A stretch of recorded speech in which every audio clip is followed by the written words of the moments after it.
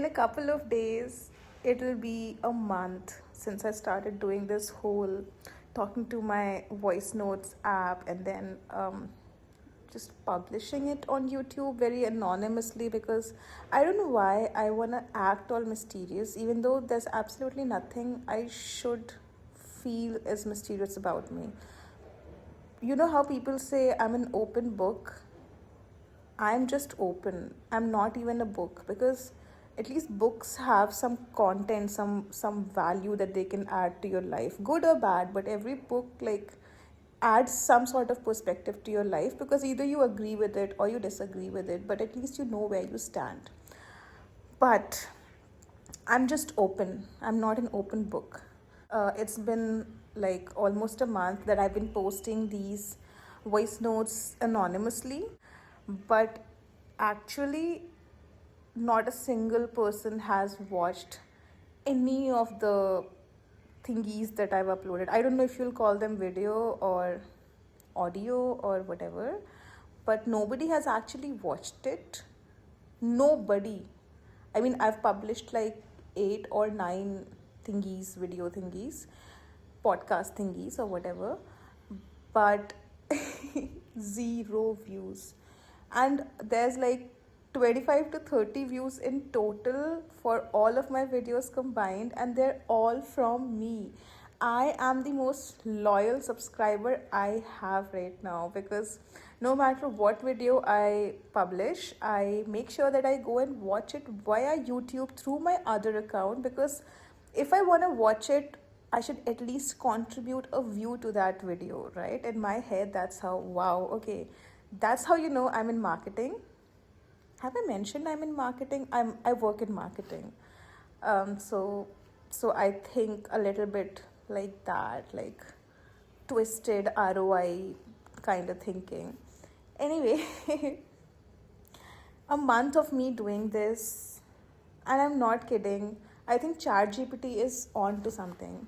You know how all these people and all these therapists and self help books and self help gurus keep suggesting that you should fall in love with yourself. You should spend time with your own self, enjoy your own company. I used to think that was all bullshit, like absolute crap. I'm sorry, but who in their right minds would ever fall in love with their own selves? Because take this for instance, I am the only person on this planet who knows all the bad things that I've done in my life till date since the day I was born. Okay, not since the day I was born. There's a couple of years that I don't remember after my birth. Whatever mistakes and embarrassing things that I did during that time, my parents were a witness of it, so my parents know about that. But after I gained conscience, after I gained whatever needs to be gained to start remembering stuff about your life, I didn't even tell my parents everything. Like I, I think, I think my parents really don't know anything about me as an adult. Like as a child, I'm sure they saw me go by day to day, so they knew what my personality was, who my friends were, what I do in the day, where I go, all of that. But as you grow up, I don't think our parents know anything about us. After a certain point, your parents want to believe that you're still that child that that used to hold their fingers and just depend on them for everything. They love that feeling and they don't want to let go of that feeling. And somewhere in the back of your head, even you don't want to let go of that feeling of being a child because everywhere around you, the entire world is treating you like an adult. And being an adult means you like being an adult comes with a lot of responsibilities and a lot of bullshit also. Just like a lot of unwanted emotions and situations, etc. So you forget what it's like to feel like a child. And then with your parents, that's the only time that you get the opportunity to act like a child again. Like I'm earning decent, but even today when I speak to my dad on call, I just say like, can you like transfer me $1,000? Not because I don't have money or I'm broke. That's also true. I don't have money and I am broke, but I can like take money from my friends or something, like borrow some money from here and there. But I love taking small amounts of ransom from my dad because I think he also secretly enjoys it. I don't know how I got down the spiral of, um, and I even forgot what the spiral was about. Let me get back on track. This was a, this was a tangent, all right. Okay. Yeah, so I was talking about how can people fall in love with themselves when they know all the bad and horrible and embarrassing things that they've done their entire lives. Like I don't see myself falling in love. Maybe because I have done a lot of those things, maybe because I'm a bad person, or maybe because, yeah, that's the only two options that I can think of right now, but I'm sure there are more options. The point being, how people say you should fall in love with yourself and you should spend more time with yourself, and I used to think that was absolute bullshit. And then I talked to Chat GPT, and Chat GPT suggested if you don't like talking to other people, and just if you don't like people anymore, if you hate meeting new people, then the next thing that you can do in order to get all of your emotions out is to talk to your voice notes app on the phone. It's basically very like easy because you're not performing in front of anybody, you're just talking to yourself, so you can say anything out loud, and it will help you get a lot of stuff off your chest.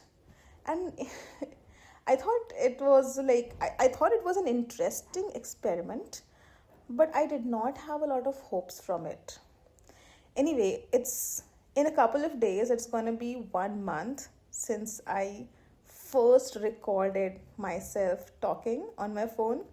And I, at the expense of sounding extremely cringe, guys, it works.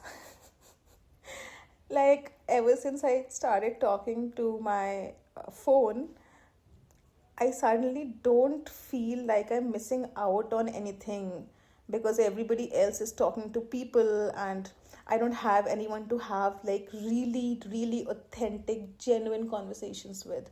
Like, I've mentioned this before and I'll mention this again. Small talks do not count as conversations. Just hi, hello, what are you doing on the weekend? How are your parents? Where do you stay? What do you do? I'm sorry, but this is not a conversation. A conversation is where you sit down with me and you tell me everything that happened when you were a child, which made you the damaged individual that you are today, and why you hurt people because you are yourself hurt. And so, as Shrija Chaturvedi says, hurt people. So, like, I want to have conversations like that. And I feel like those conversations don't really happen in my life anymore because everyone's like really, really busy with their lives. I'm not kidding. People don't really have the time to entertain my bullshit and, my nonsense about all of this. And honestly, I've been given this feedback. I haven't been giving this feedback. I've been given this feedback for myself that I overthink. So any small thing happens somewhere in the corner of the world, and I somehow extrapolate it and exaggerate it to somehow make it about myself and how it's affecting me right now. For example, like a couple of years ago when the Taliban did that whole phew. The Taliban is doing a lot of shit in Afghanistan even today, by the way, like a lot of shit. And it's been years since this has been happening. They just stopped women from going to schools, from stepping out of the houses alone. Just recently, I think yesterday or day before yesterday, I saw this news that Afghanistan government has now legalized domestic violence as long as no bones are broken or no open wounds are there, which means men can now beat women and children black and blue unless there's no fractures happening. And if a woman goes through that, and if she wants to file a complaint against her husband, she has to go to the court with her husband. Her husband has to accompany her to the court if she wants to file a complaint against her own husband. It's making me so mad. It's making me so mad. I forgot how to speak. Just she'll have to go to the court accompanied by her husband if she wants to file a complaint against him. And she will also have to show proofs of the physical abuse and the physical hurt while she has to remain clad from head to toe in burqa. So, this recently happened, and suddenly I started feeling extremely guilty about the life that I'm living, because I'm crying right now about really petty things in my life. The things, the biggest concerns of my life right now are my cat's litter box and my cat's food, and just the fact that, oh, I have to talk to my voice notes app because I don't find authentic conversations around me anymore. Like, can you believe it? That's that's my top concerns. These are my top concerns. And then suddenly I hear this news about Afghanistan and how women are being treated there. Girls, women, children are being treated there. And it's such a high contrast. I can't believe both these things are happening at the same time in our world, on our planet, where women are out there living their lives, becoming financially independent, extremely high standards, living alone. Most of the women I know are now even just disowning men. We don't want men, just we just want to live by ourselves. On one side that's happening, and then at the same time, in some other country, women are not allowed to girls are not allowed to go to school. Girls have to stay in burqa. I feel very guilty about my privilege. And see, that's how I make things about myself. So if things go wrong in Afghanistan, I feel bad about it because I don't know why, but it affects me. Maybe it's narcissism, but if this is narcissism, I'm sorry, but it's like, isn't narcissism empathy then? And if it's not narcissism, then narcissism is a bad thing. So people don't have that energy to deal with my overthinking bullshit all the time. Of course they won't. And as an adult, there's 100 things that you have to take care of. You have to take care of the logistics of your house, of the housekeeping, of your food, of your cat's food, of your pooping, of your cat's pooping, of your periods, of your just dating life. I'm not paying any attention to that this year, but other people may be. So just including that as a general option, right? There's so many things that adults have to take care of. They really don't have, at the end of the day, they don't have the time or energy left to have like a deep conversation, because to have that, you need some mental energy, some mental investment into that topic to actually think about it, have an opinion, and then communicate that opinion. Like, it's a lot of emotional labor.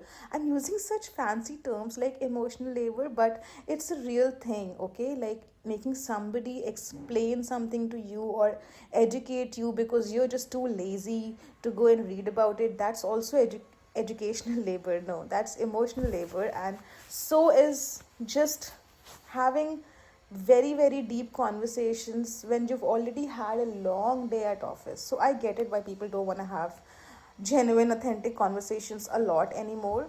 They want to have it with very specific set of people, very few set of people, which I get it. But at the same time, I'm sorry, but I love to talk, and I don't want to talk about how the weather is today and what restaurant on Zomato has the best shawarma. Like, of course, I'd be curious about that and I would want to know that, but I can't keep having just that conversation my entire life. I need to have more substance to what I'm talking about. Just like I want to have more substance in my life. That was a bad joke, but I think I've communicated my point. I was talking about how I started publishing these episodes on YouTube less than a month ago. I have published 7, 8 thingies. I have zero views. Zero. Not a single person is interested in what I have to say. But you know what? About this whole thing of me recording myself and then eventually starting to publish it on YouTube and then expecting views. Like, excuse me, am I making this performative again? Because even if I'm not getting views, at least I'm talking to myself. And because I'm talking to myself, I feel like a big load has been lifted off my chest. Is load the right word here? I don't know, but like a big rock stone has been lifted off my chest, because now I can talk whatever's going on in my head, whatever's bothering me, whatever new opinions I've formed, whatever new experiences I've had. Everything. I can talk about everything and it feels so great. I can't believe that I love talking to myself so much. I can't believe I waited for 31 years to actually do that. Actually, I did do that like a couple of years ago. I I was a YouTuber once before also. I was trying to make these like travel vlogs where I was just backpacking across the country after leaving my job, that is. I was backpacking across the country, and then I thought, I'm going through so many experiences during this trip, this journey, and I should document it. And I was shooting these regular vlogs. And in my head, they were travel vlogs, but I watched them 3, 4 years later, and they were an embarrassment. You get my point, right? Like, if I know that I've done this in the past, where I've tried to be a travel influencer on YouTube, and I've had like 600 subscribers over a course of 3 years and over a course of 250 videos. So that's how consistent I was, even when I was not getting any views or subscribers. But I did it, and that was an embarrassing thing to do. Not just because I made travel vlogs. I'm sorry, I think I need to add more context here. Travel vlogs were like a little bit of embarrassment because I was acting all influencery without having any real followers. So that was cringe. But the actual cringe stuff that I did was there was a phase in my life when things were going really bad. I was 24 at the time, and life had been very, very strange. I had gone through a lot of stuff personally, even career wise, and that put me at a really bad place in life. And I came across this concept of YouTube videos back then, and I started recording myself talk for YouTube videos where I would like smoke a joint and then turn on the camera, sit in front of it, and then just start talking, just yapping. Absolutely no sense of anything, nothing. And honestly, it sounds cute because it's pretty much what I'm doing right now, except I'm not revealing my face. But it was actually cringier because so much was happening in my life at the time. I was really angry. So everything made me angry, and COVID was going on when all of this was happening. COVID had just begun. So I was at my home alone, not home, like not in my hometown. I was in Mumbai. I was in my flat all alone for weeks. I had no help. I had to cook for myself. All of the bullshit that was happening in life. Apart from COVID, that was a lot for me to handle. So I was really angry in general at the time. So I used to smoke a joint, sit in front of the camera, and start yapping about whatever was making me angry that day. So, for example, someday I came across this video where, some people were fighting because some other people were feeding the local stray dogs in their society. So people were fighting that no, you can't feed the stray dogs, and the other party was like, who are you to stop us from feeding them? They're also living beings. Let them eat. That's just general video, just everyday things happening in India, right? I used to come across videos like that, and then I used to go in front of the camera and rant. Oh God, I used to rant so much. It was so embarrassing. It felt like I was having a fit of rage. I was yelling and shouting, and I was being all dramatic. That's what I'm embarrassed about.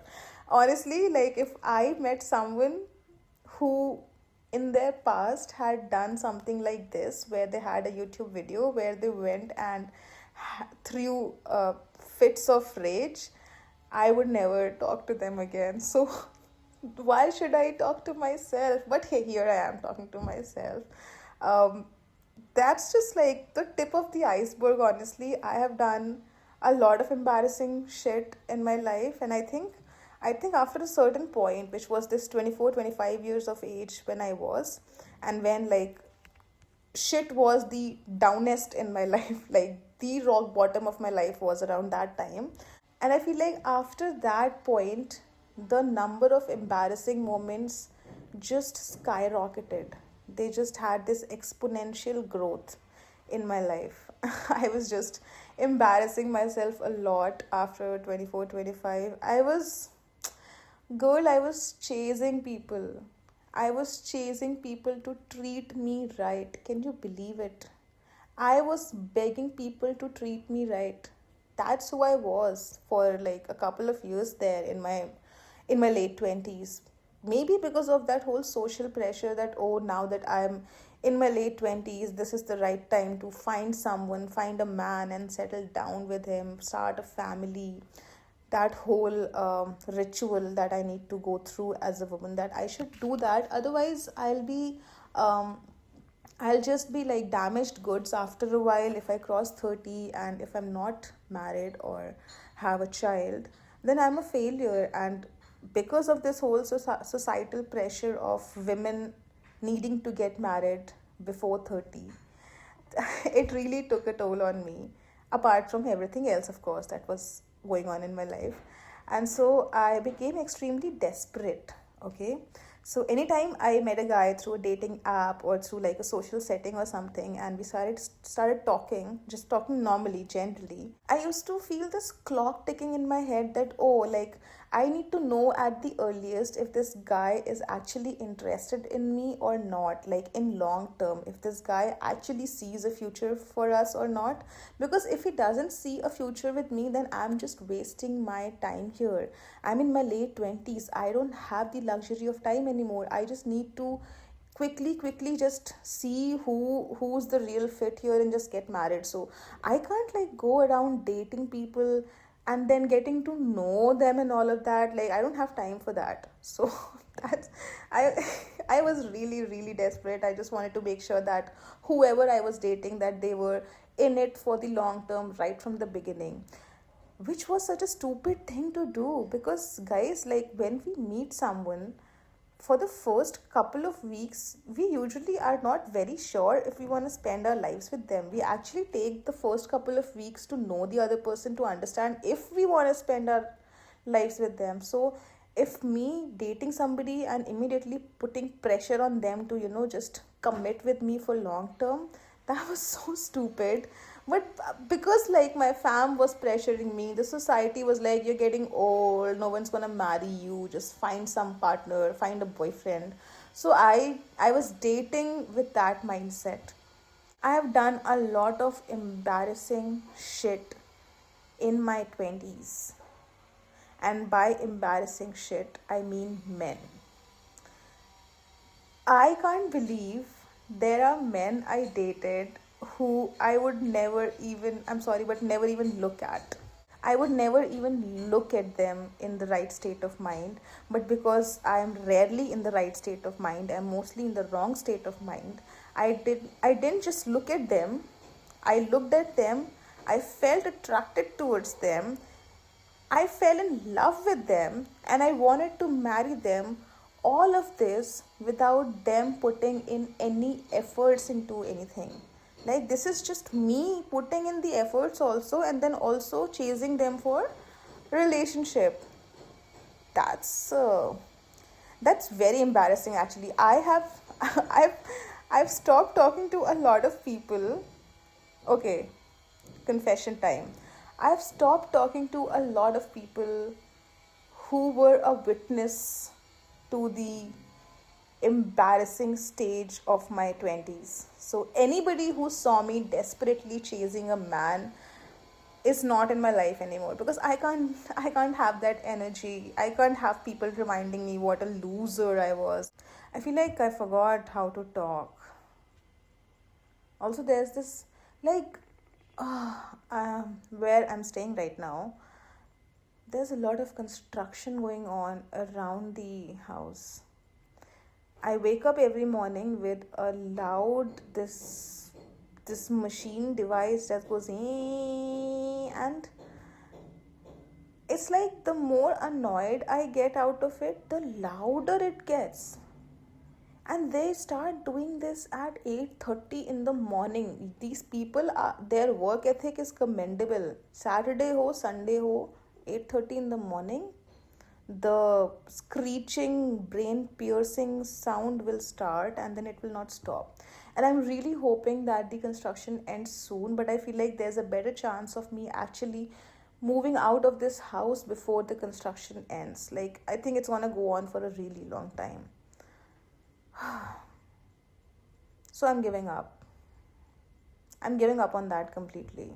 I've accepted that this background sound of a chainsaw is just how my life is now. There's no escaping it. I just have to make my peace with it. Am I becoming a clean person? I'm sorry, I need to address this. Am I becoming a clean person? I used to be a messy person. I always have been a messy person. My room looks like a garbage house, like everything's all over the place. You cannot find anything. There's clothes in places clothes shouldn't be. There's clothes on top of a fan. That's how my room used to be. That's how my lifestyle always was. I didn't care if there was a pizza box sitting in the corner of the room for 2 months. I don't care. I will not pick it up. I don't care if I have to sleep on the floor in between all the garbage. And did you hear that? That's nothing. That's actually good.